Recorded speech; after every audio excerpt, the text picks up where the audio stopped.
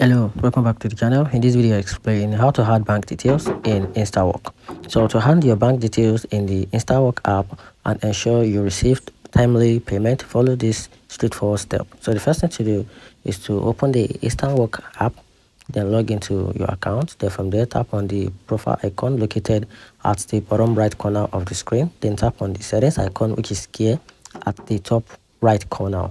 Then after that, you have to select payment settings. So tap on add bank account, then add your debit card or change if you need to update existing information. Then check your bank account details, including the routine number and the account number. Then save your changes to ensure your payment method is updated.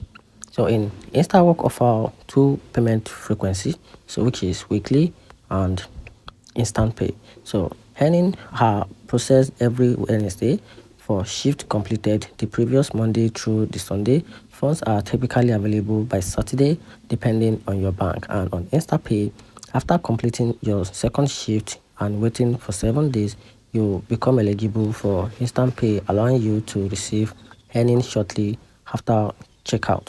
And note that 5% expedited transaction fee applies at each InstaPay payment, and that's it.